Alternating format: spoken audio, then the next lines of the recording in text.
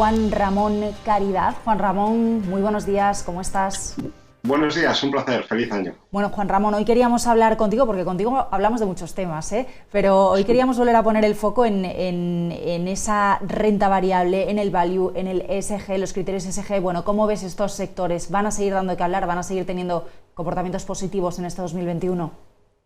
Toda la implementación de criterios socialmente responsables y medioambientales no es una tendencia, es algo que ha venido para quedarse, y el incremento del compromiso tanto por parte de los inversores como de las entidades gestoras a la hora de transformar todos nuestros procesos de inversión para que tengan todos los parabienes en cuanto a temas socialmente responsables, climáticos y sobre todo al impacto que tienen tanto a nivel de compañías como de países nuestras inversiones, es algo que yo creo que hay que quitarle cualquier tipo de carácter temporal y entender que más que una tendencia es una realidad que ha venido para quedarse.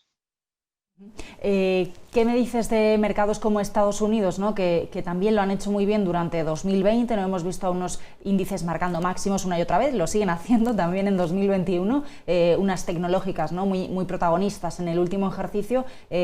¿Cómo ves el mercado de Estados Unidos? ¿Sigue siendo un buen momento para entrar, para invertir?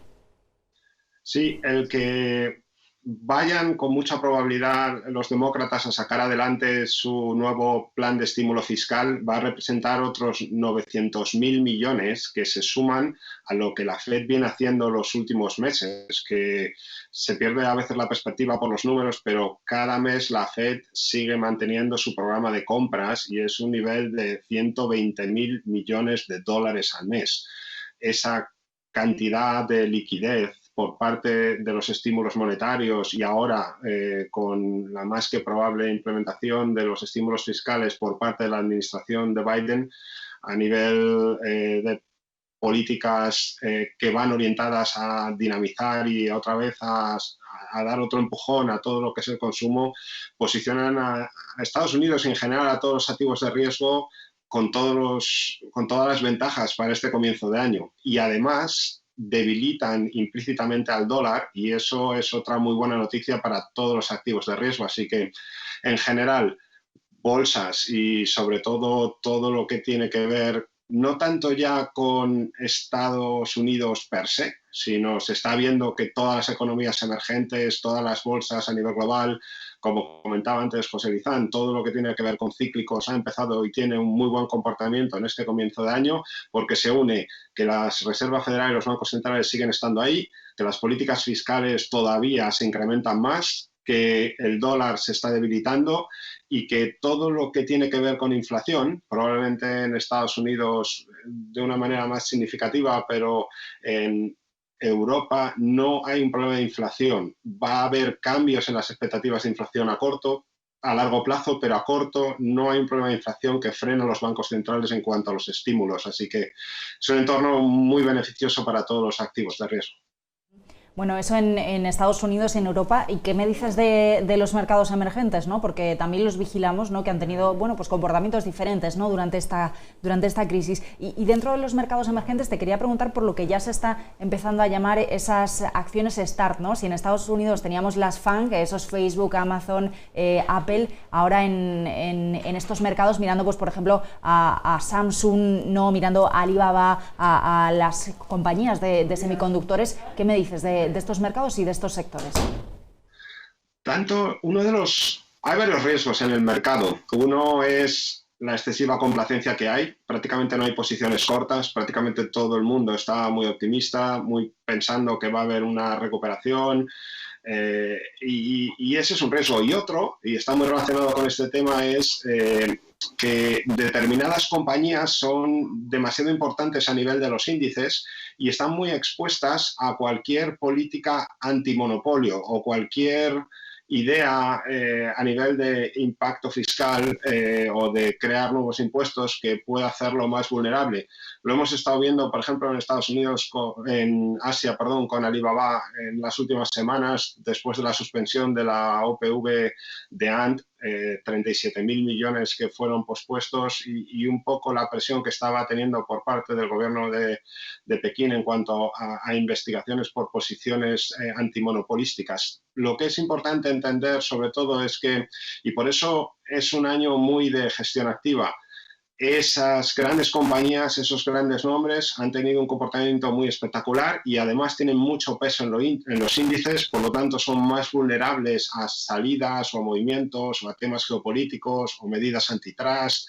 Y yo creo que a nivel de emergentes, 35 países con unos niveles de dispersión y de comportamientos muy heterogéneos, las diferencias que hay entre unos sectores y otros, la presión que pueden tener estas Star o, por ejemplo, en los últimos días el sector del juego en Asia, son sectores probablemente a minimizar la exposición en el corto plazo y hay otras enormes oportunidades en sectores como pueda ser el sector del lujo o temas relacionados con demografía o con cambio climático o países que a día de hoy Corea con la nueva vacuna que está desarrollando ya internamente, países menos expuestos a sectores más sensibles a cualquier rebrote del coronavirus.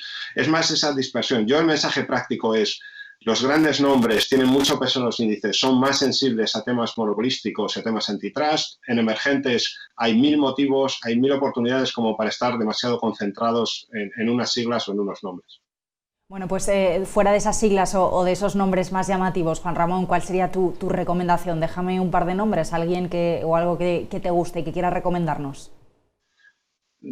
En lo que es emergentes, la renta fija emergente y la renta fija emergente en divisa local con un dólar débil y con unos tipos de interés muy atractivos y mucho margen por los incrementos de reservas, porque no hay inflación, por la probabilidad que pueda haber de ganancias extras por aplanamiento de curva, es una de las ideas más útiles que hay a día de hoy, sobre todo para los inversores de renta fija tradicional. Y en lo que tiene que ver con las bolsas asiáticas, yo creo que cada vez más, si el año pasado los grandes ganadores fueron China en general y el consumo chino como grandes beneficiados de ser los primeros en salir de la crisis, ahora cada vez más se va expandiendo esa recuperación a todas las economías asiáticas y yo la recomendación a muy corto plazo sería ir abriendo un poco el enfoque e invertir en fondos globales emergentes no tan centrados en China y los que estaban centrados en China buscando más la recuperación de países como Malasia, como Corea, que se van a beneficiar muy mucho y tienen más margen de recorrido que los grandes nombres de los grandes índices que antes comentábamos. Pues tomamos muy buena nota, Juan Ramón. Muchísimas gracias por acompañarnos. Buen día y buen negocio. Igualmente, un abrazo.